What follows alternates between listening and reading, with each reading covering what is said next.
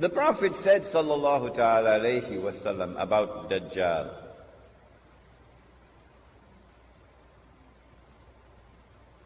that he would ride on a donkey, and the donkey would travel as fast as the clouds,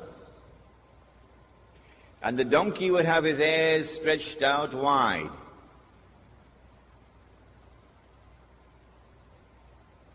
My opinion, which I hope you will share with me, is that that donkey is already here in the world. This is religious symbolism with which we began the lecture. The donkey is the modern aircraft.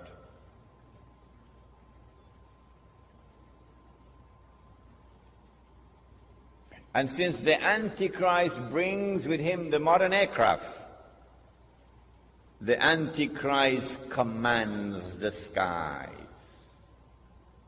You cannot compete with him or rival him in power in the skies above. He said that the Antichrist will step into the ocean and the water would reach him up to his knee. Again, I want to suggest to you that we are dealing with religious symbolism here. It is not to be understood literally as a donkey. It is not to be understood literally as a man who is a few miles tall. Rather, it is the technology which allows you to go down to the bottom of the ocean and pick up pieces of an aircraft which crashed and reassemble the aircraft 95%.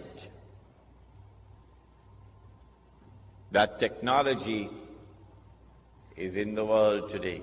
The Antichrist would be jumping about between the heavens and the earth.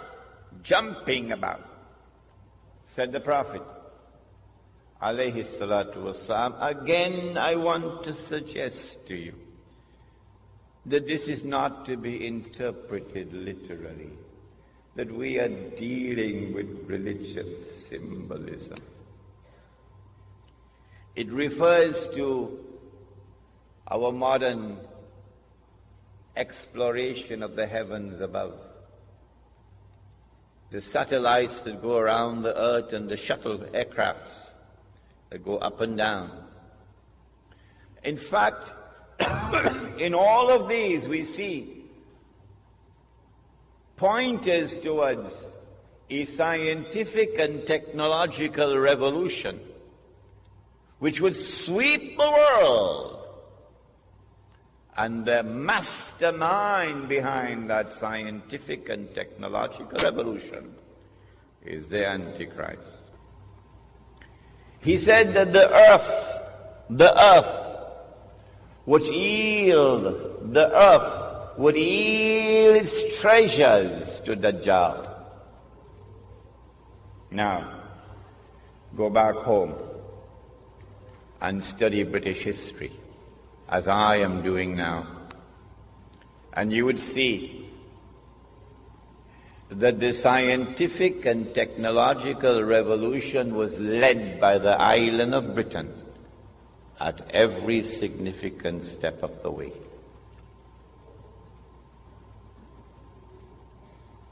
The earth would yield its treasures to Dajjal.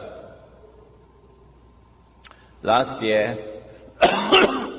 my wife and I visited the city of Kimberley in South Africa. Kimberley is famous for its diamonds, the Kimberley diamonds. Somewhere around the middle of the 19th century, a little African child was playing and discovered a stone that was sparkling.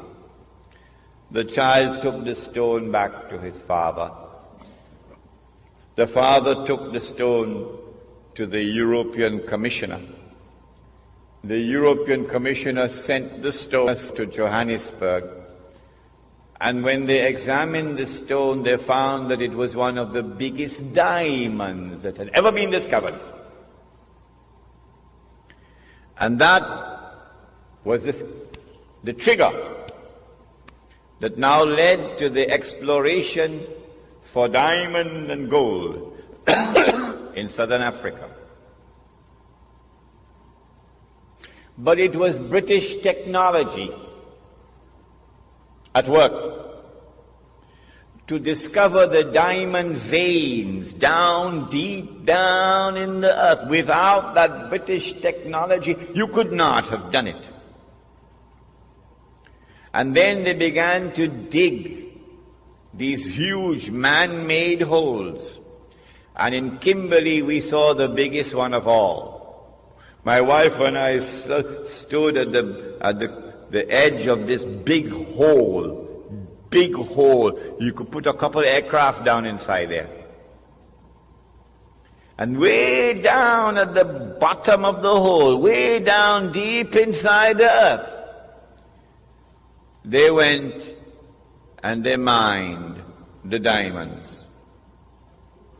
Out of that Kimberley diamond mine, they extracted, a wheelbarrow? Well, there were 5 wheelbarrows at the side of the mine there, and they were filled with plastic nuggets. And this was meant to show us how many diamonds were mined at Kimberley before the mine was closed down in 1914.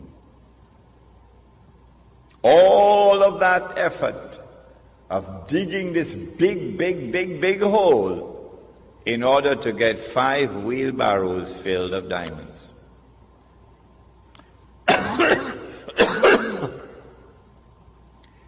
In 1914,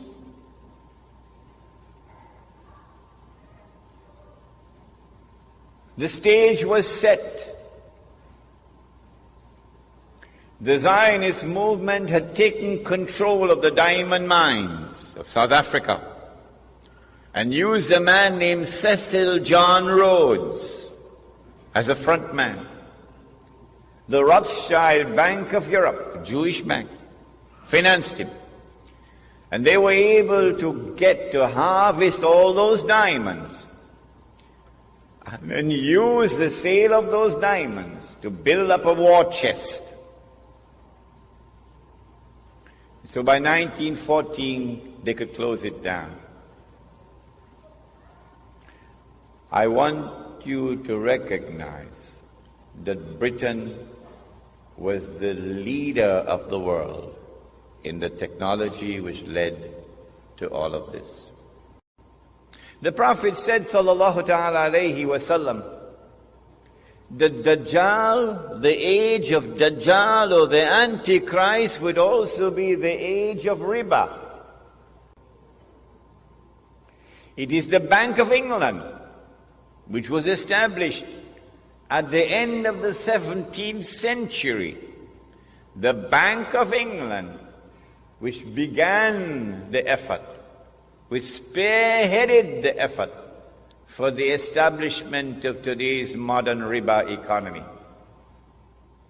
Not only through lending and borrowing on interest, Britain became the money lender of the world. But more than that, to substitute real money with paper money. It is Britain whose Bank of England at the end of the 17th century who began to issue the first paper currency. And once you begin to issue paper currency, your capacity for establishing a riba economy is now tremendously enhanced. The Prophet said, sallallahu ta'ala alayhi wa sallam, that the last people to come out to Dajjal or the Antichrist will be women. the last people to come out to Dajjal or the Antichrist will be women. And a man would have to return to his home and tie down his wife and sister and daughter to protect and preserve them from Dajjal, the Antichrist. Indicating that when Dajjal's mission is close to its climax, something strange is going to sweep the world of women. That they are going to be deceived, utterly deceived. That what would appear to them to be the road to progress, which they will eagerly grasp and embrace. What would appear to them to be a revolution in the world of women, the likes of which mankind never witnessed before, would in fact be Dajjal's deception. I believe you will share with me the view that the prophecy of the blessed Prophet Muhammad alayhi salatu wasalam is today being unfolded in the modern feminist revolution and its so-called struggle for women's liberation. That also is a topic which is coming up in our series of lectures. But do you know that Britain, the island of Britain, initiated and led the feminist revolution? I present all of this information to you to argue the case that the island in the hadith of Tamim ud-Dari is the island of Britain. Now then, I notice that when Dajjal is released in a day which is like a year, and Britain is his headquarters, I notice, as a student of international relations, I notice that Britain strangely becomes the ruling state in the world. Come on, you explain to me. How do you explain a little obscure island off the coast of Europe, which never walked on the stage of history, an island that Napoleon contemptuously dismissed as a nation of shopkeepers? How do you explain that that little island establishes its rule over the whole world? Pax Britannia. Britain rules the world.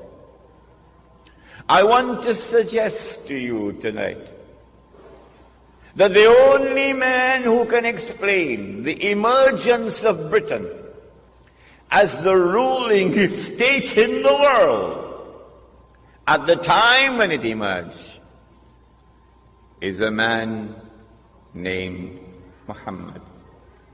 Allah's blessings be upon him. And the explanation is that this is the work of the Antichrist. In 1914, if you would go back and do some research, you will find, as yet, air power has not as yet come. Your armies commanded the land, and your navy commands the sea. And Britain controls the seas of the world.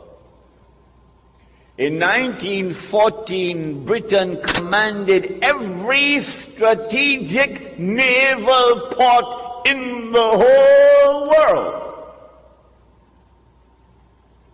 This was not by accident. It is time for us to sit back now and read history once again.